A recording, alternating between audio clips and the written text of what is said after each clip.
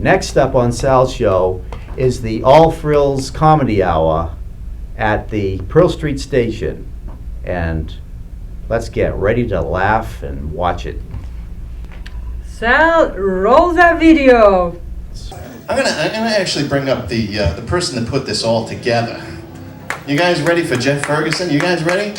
Here comes Jeff Ferguson. He put it all together, the Pearl Street Station. Here he is, right here, Jeffy Ferguson.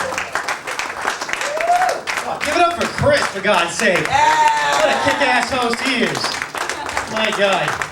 All right, I'm about to use a term. If you're an older lady in the audience, please don't get offended. I only mean this towards mean older ladies, but you ever been hit on by an old bag? I have. I tell you, I was at a bar, and I was in a blackout phase. We've all been there, right? And there's an old lady sitting next to me, she's smiling at me, and I'm smiling back. The next thing I know, she's shoving her big, fat, varicose vein, cream-coated, nasty, nasty old bag tongue down my throat. Well, what did I care? I was drunk. She was uglier than Skeletor, but she was prettier than the Golem, so what the for it.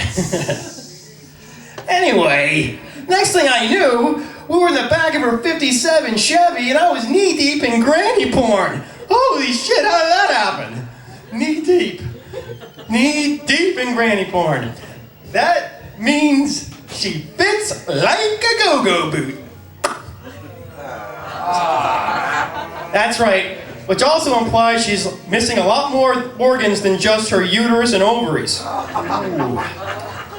I can charm her with both my singular wit and my tippy toes. Tinkle, tinkle, tinkle, tinkle, tinkle, tinkle.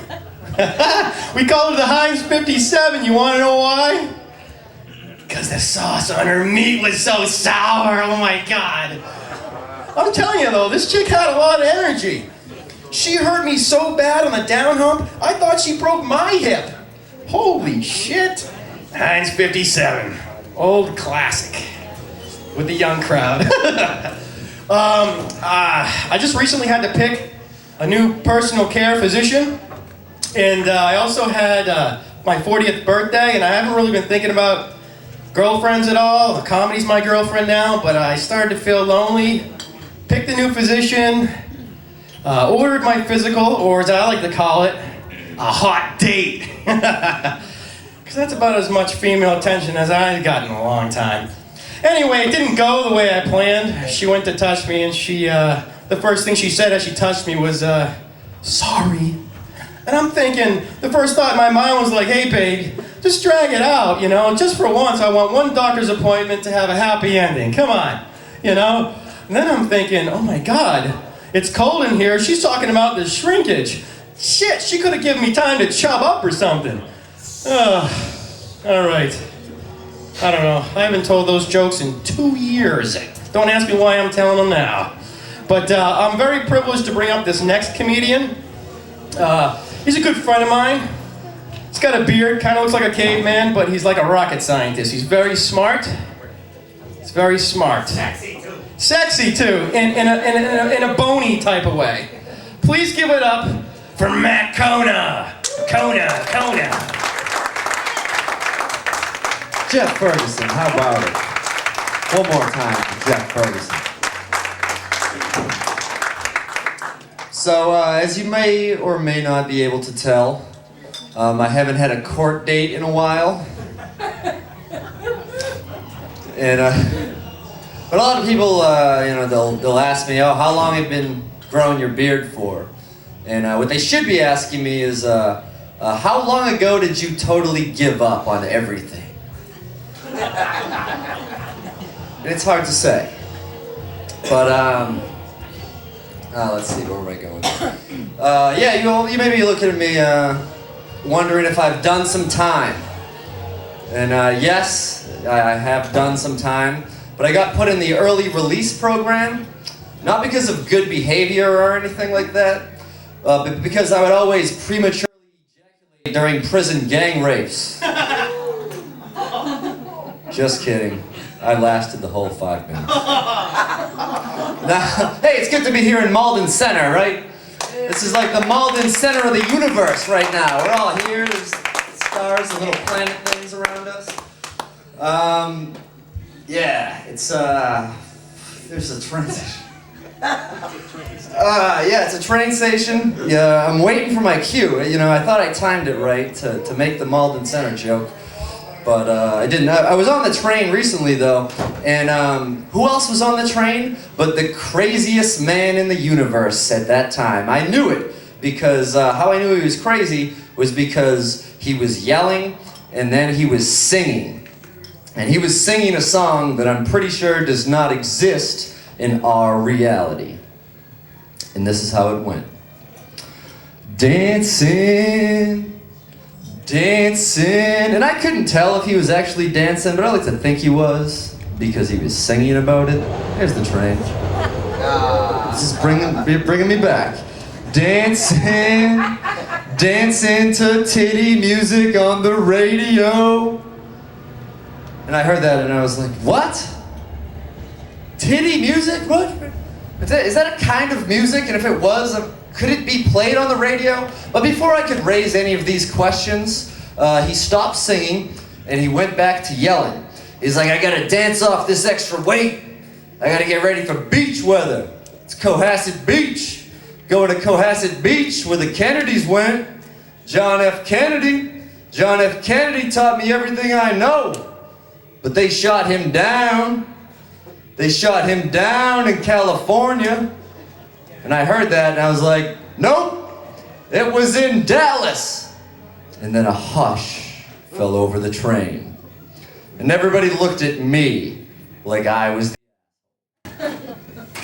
But then I put myself in their position and I realized what this crowded train full of people were seeing was a crazy homeless guy yelling at another crazy homeless guy because he didn't know where JFK was killed. And you'd be surprised, because I get that from time to time. People might mistake me for a crazy homeless guy, but I don't see it. I think I look more like a cool ex-skateboarder that doesn't live anywhere. Or like a guy that works part-time at a mini golf range, got kicked out of his halfway house for relapsing. Or a local nomad. But I think it's because of the beard. It might be because of the hair. I'm trying to grow my hair out. I'm trying to get like shoulder-length hair, because I think it would go good with my shoulder-width shoulders. Put them together. But no, when I do get confused with a homeless guy, at the beginning it was a little obnoxious, a little annoying, but I've learned to embrace it because you get to like have experiences that I wouldn't recommend that regular people try for safety reasons when it comes to interacting with the homeless. For instance, you get to see them in their natural environment, which is to say outside, but you get to see they're actually a jovial lot. They're lovable tramps. The classic thing that you see, like when you see homeless people joking around, is one homeless guy will go to the other one, do you got any Grey Poupon? And they'll laugh because that ad was on television back when they had homes. Fond memories. But I took a chance the other day. I was walking down the street and there was like a homeless guy shaking an empty coffee cup at me, and he wasn't looking up, and he's like, "Can you help me out?" And I know how I look, so I wanted to try something out. So I said, "Oh, what do you think? I carry around a box of Joe with me? What do you want me to freshen you up? Come on, get out of here. We work in the same industry. Hey, which shelter you staying at tonight? I want to bounce some ideas off you." And he just looked up at me. "Fuck you, Frank. And my name is Matt." So boom, it worked. Get to keep my change. Walk away, go home to my home. And I did. Oh yeah, one of the underrated things about looking like you're homeless is that you get to compliment a pretty girl that you may see on the train, even if she's with her boyfriend. You just have to say, "You look pretty." And nobody minds. It may be happening right now on that very train. But you also get to, people don't judge you because they know homeless people, it's hard for them to get girls. And so you can like get away with like checking out a girl. I was checking out a girl the other day. She was walking in front of me on the street, And then she turned around and I realized that it was my ex-girlfriend. And I was like, oh, shit. This is embarrassing because I didn't recognize her because she looks a lot better now than she did when she was dating me. And it made me feel like I did like the first time I went and visited like the house that I grew up in. Like I went back to my old neighborhood and I saw it and they had like repainted it, put an addition on it, and it looks really good. And I was just like pissed. And my friend was like, what's the matter? I'm like, oh, it's so different now. They're like, yeah, but it's better. It's like, yeah, but I don't get to have any good times inside it anymore. Jeff Ferguson, what a nut. Oh, But yeah. he's great. He is. The He is. craziest ones are the funniest ones. Oh yeah. Yeah. I love his daring. Like this guy has no problem with Let it being all like, hang out. Yeah, I'm a homeless dude, whatever. That's what I am, and he's making these great jokes about it. Like He's being- thinking the worst of everything, but making the best of it. Yes, yes. Was it the other one? Was it Matt Kona or something like that? He's Yeah. equally as funny. Yes, yes. He's good. He's good too. I would say, yeah. I mean, for the introduction, Even though it was censored by Sal, it didn't affect the impact. yes. Men are pigs, right? And even one of them even joked about the orange line sound outside. Right, like it's right next to the building, and he joked about that too. Right. Sounds right. of the city. Yeah. That's right. I just liked his homeless joke on the subway. Yeah. He says, okay, number one, people just think he's another homeless guy, so it's no Yeah. point for him to make comments. And then him being able to check in on girls even Yeah. if they have a boyfriend. Yeah. That's like, all right, guy, you can get away with that if you look like a homeless guy, I Yeah. guess. He figures he's low enough. He has nothing to lose. I guess. That's right. I don't think I want to look like a homeless guy. I don't think it would work for me. I can make people laugh in real life, but on the stage it's completely different. I don't know if I can do that. But Yes. you never know. Yeah, I mean, until you try it, you don't know. So I've seen some bad comics too. Yes. I've been to clubs. Yes. One good example is I can put it as maybe a lesson for them to improve. They're trying too hard. And when Yes. you're trying too hard to make someone laugh, you're not gonna make them laugh. It's gonna be the opposite. Yeah, People annoying. catch it. It's very annoying. That's why I look at old clips on YouTube of comics from years ago. Mhm. Even the ones that aren't allowed to do things now, the real risque ones. Absolutely, yes. It's all coming very natural, organic, where it's not predictable.